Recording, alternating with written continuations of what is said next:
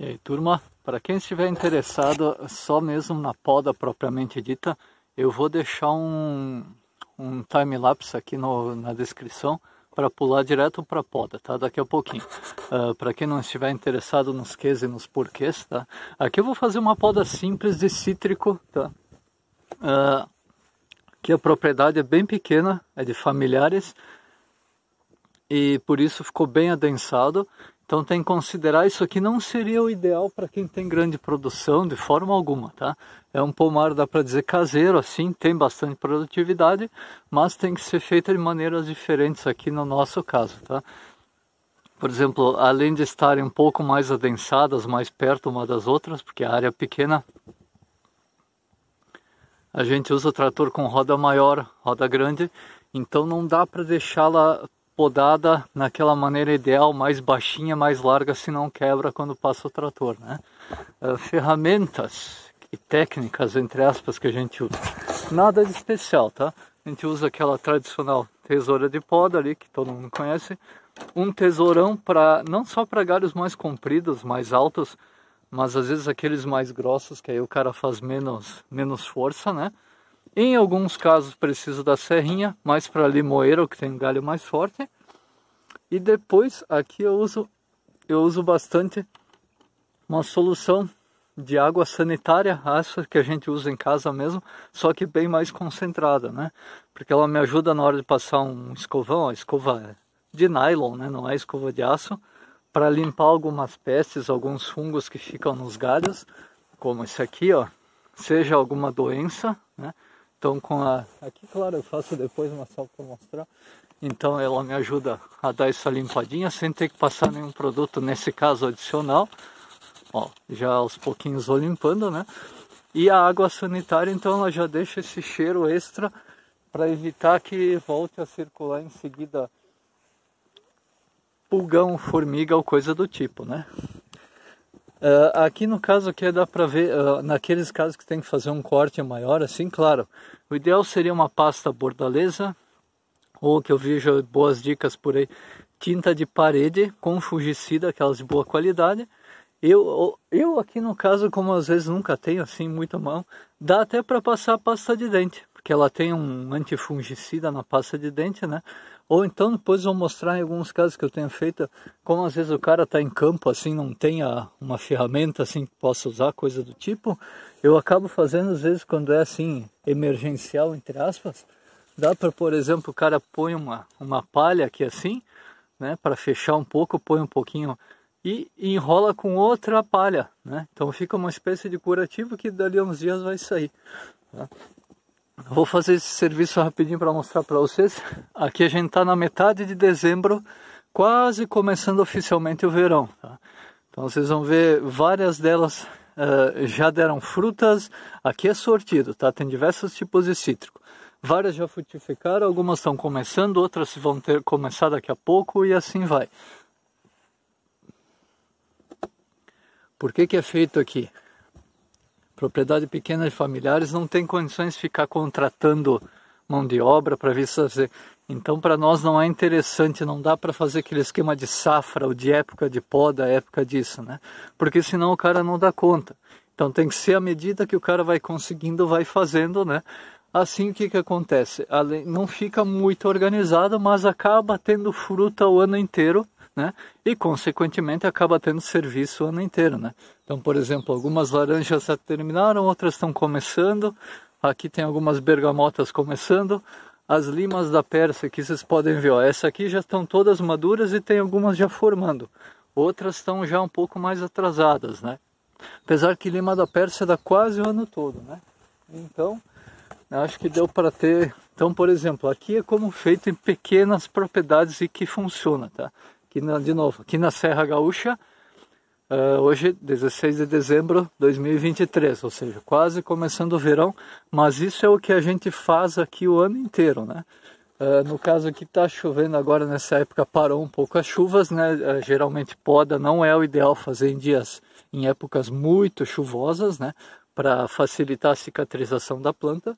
Então, vamos ver se eu consigo mostrar de maneira decente para vocês numa delas aqui, aqui. pessoal, o que é Vamos nessa lá, aqui, ó, poda 6:30 simples, da por manhã, assim o sol dizer? já está lá em cima. O meu objetivo principal aqui é o primeiro, vamos dizer assim, condições fitossanitárias, ou seja, limpeza e abertura da planta, né? Que é que nem a nossa casa, às vezes tem que deixar entrar mais sol para evitar que pegue doenças nela, né?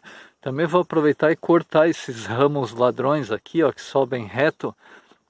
Pode até ser que algum deles produza, tá? Mas eles são, nota que não está sendo galho, ele está formando praticamente um novo tronco, né? Então só vai roubar energia de planta. Claro, aqui podar um pouquinho, como eu falei, para que ela não fique muito larga, não quebre no trator. Ó, todos esses aqui que estão subindo muito retos, né? Abrir um pouco a planta para melhorar a ventilação e a insolação, né? E também um pouquinho que ela não fique tão alta para depois não ficar difícil de colher. Então, ó, todos esses ramos, ó, altos aqui, esses que estão querendo crescer muito para a direção de dentro dela, porque acaba competindo com outros ramos também, né? Então vamos ver se consigo pegar o antes. Isso aí, tentar deixar filmando durante e aí o depois.